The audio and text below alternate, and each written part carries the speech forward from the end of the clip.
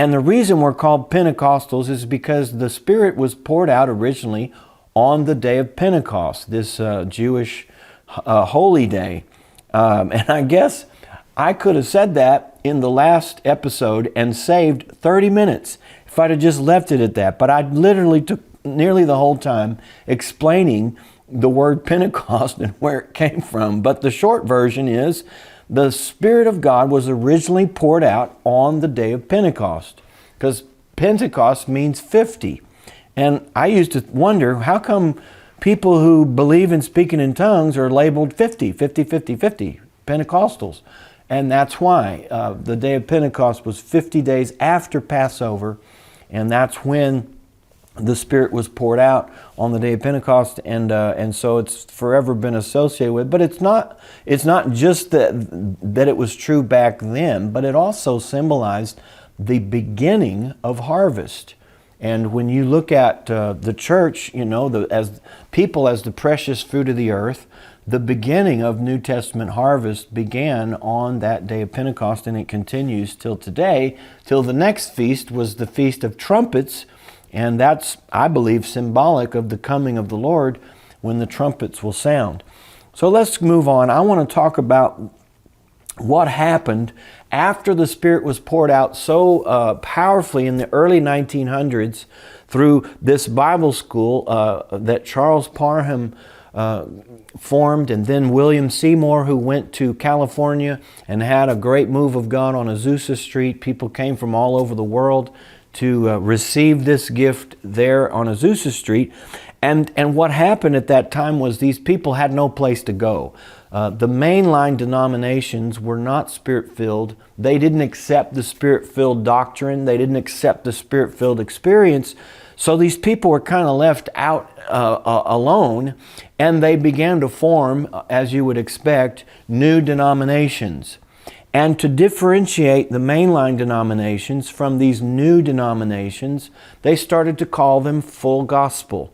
And so there was many of them, and I didn't really take the time to look all these up, but at this time in history, you became the Assemblies of God, Church of the Foursquare, the United Pentecostals, the Church of God. These are what we would call full gospel denominations. And the term full gospel simply meant this: these are people, denominations, churches that believe that the gifts of the Spirit are still for today. In other words, they believe the full gospel. They don't just believe and preach salvation, but they preach the baptism of the Holy Spirit. They preach that God does miracles. They preach, that God heals the sick, and they preach this gift of the Holy Spirit. So they differentiated themselves by calling them full gospel. And that term is still used today. We can look at denominations or churches. You say, well, what kind of church is that? Well, it's a full gospel church. What does that mean? Well, they preach the full gospel. They don't just preach salvation. They don't just preach live right and go to heaven. They preach all these other things. And so, the beginning of which really is the baptism in the Holy Spirit. That's the doorway into the supernatural. So churches that teach and practice the baptism of the Holy Spirit and all the gifts that go with that are considered full gospel churches. And you may not like that term, and it was used, I think, more prominently 50 to 100 years ago. But you may still hear it, and at least if you hear it, you'll know what it means. So Pentecostal, we've defined that. Full gospel means churches, denominations, people that preach the baptism of the Holy Spirit and all the other gifts. And then you have full gospel denominations, which came, that were formed by people who really didn't have anywhere to go to church, because once they were Spirit-filled, they didn't fit in anymore. And that still happens today. And you could look at this entire movement and say, why would God do something that created so much division? Because, honestly, it did create division. Just the fact that you have to label your church, your denomination, a full gospel denomination means that it didn't fit in somewhere else. You had to give it a new term, a new name. So that is in itself division. And you'd think, well, God's not really interested in division, and He's not. But God will never sacrifice or compromise truth for the sake of unity. If giving the Holy Spirit, it's that important, it was that big a deal. If giving this gift of the Holy Spirit is going to divide the church and cause new denominations and new factions to form, then it must have been important. It must have been an issue that could not be compromised. And if you think about it, God Himself is the one who came up with this. It wasn't Charles Parham or William Seymour. These things were promised in the Old Testament, in Joel and Isaiah. Jesus talked about it. This gift, this experience was highly promoted by Scriptures. God Himself was excited about this dispensation. You can see His excitement in Joel. In Joel 2:28, He talks about how in the last days, this is God speaking in first person. He didn't always do that, but in Joel He did. He said, in the last days, I will pour my Spirit out on all flesh. Your sons and daughters will prophesy. Man, He included everyone. He said, I'm going to get on you. I'm going to get in you. There's going to be harvest. There's going to be miracles. I mean, God was excited about the dispensation of the Spirit and the giving of this gift, the introduction of this gift. In Luke 24:49, before Jesus ascended to heaven, He said, tarry ye in the city of Jerusalem. In other words, don't go anywhere. This is right after He gave him the Great Commission. But He said, but before you go wait in the city of Jerusalem until you're endued with power from on high. That shows you God's attitude about this particular gift.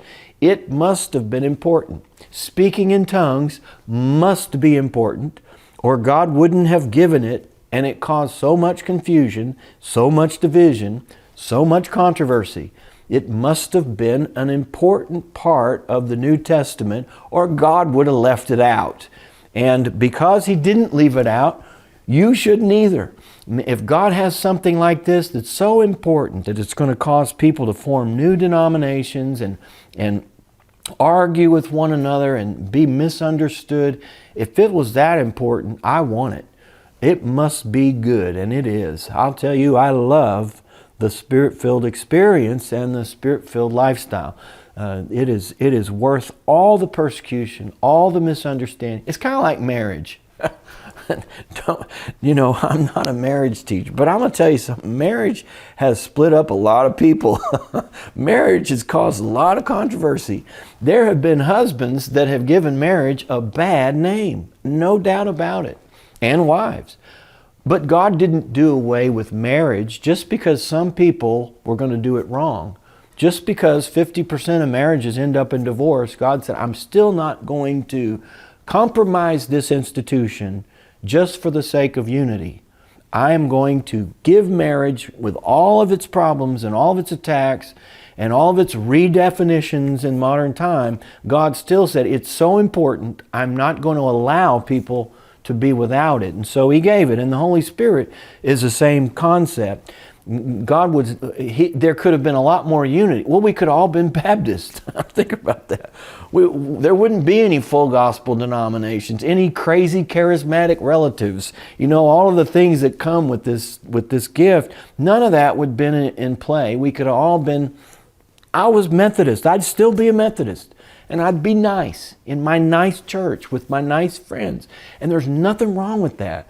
But God gave this gift, and I couldn't go back to my nice church. I had to find another place that fit my new experience. And so I can totally understand how in the 1900s, people got Spirit-filled at Azusa Street or wherever and said, I can't go back to my old church. I have got to find a place and people that believe like I do. And so all these full gospel denominations were formed at that time. In this series, you will learn about the amazing gift of the Holy Spirit, how you can receive it for yourself, and how to share it with others. Visit gregfritz.org to download the MP3s and watch the streaming video for free by entering code FREE at checkout.